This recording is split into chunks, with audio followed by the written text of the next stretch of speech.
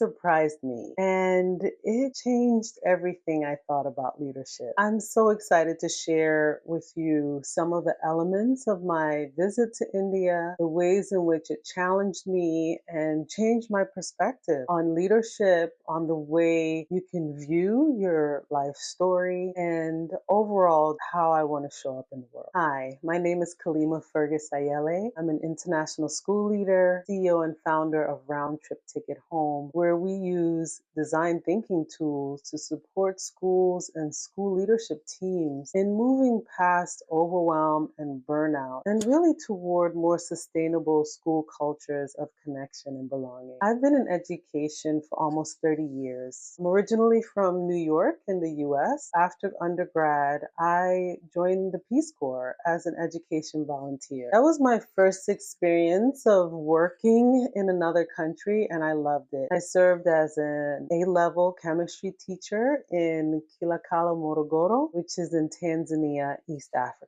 Later on in my career, after teaching in the US, I decided to go overseas again, and I taught at international schools in South Africa, Lesotho, and Cairo, Egypt. I've also worked at independent and public schools here in the United States, and I'll soon to be returning overseas to Morocco. One of the things that I really appreciate around living and working and being in another culture is that it allows you to have another experience of life. You really have an opportunity to see that there's a difference in the way other people view the world and what their expectations are. And so when I arrived in India, specifically in Chennai, I was surprised to find that so many of the assumptions that I had about what my experience would be like were just not true. First of all, the part of India that I was really quiet. It wasn't overcrowded, it wasn't busy, it wasn't at all hectic. And I arrived right during the holiday of Diwali, which is a celebration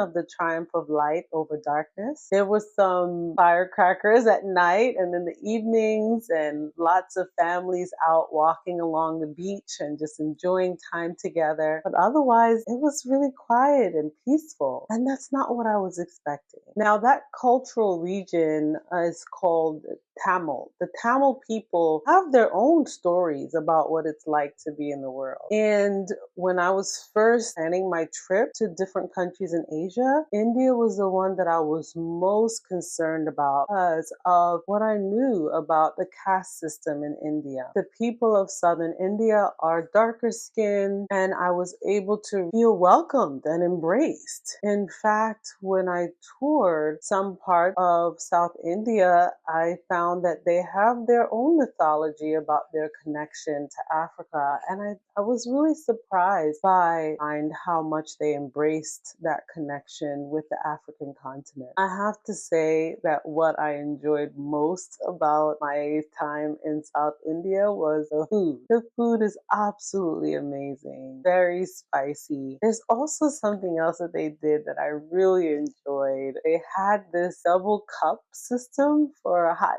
tea where they would have the teacup, but they would also have this other, almost like a larger bowl for the tea back and forth in order to get it to the perfect drinking temperature. I thought that was cool. The other thing that I enjoyed about being in another culture is understanding the stories that they tell. So I had the opportunity to read some Tamil stories while I was there, and I do think it's nice to be able to read the stories while you're actually in the place. And one of the things that really surprised me as an American who is used to the happy ending was that their stories did not have a happy ending. And I remember reading their short stories about families that were struggling or different dynamics or challenges, and this feeling of, okay, so when do they win? When does that underdog? We love thinking about the person who's met so many challenges and then thinking, okay, in the end, they'll be able to finally see that everything is going to work out. And I recognized in that moment that was an expectation that I held because of my own cultural reference.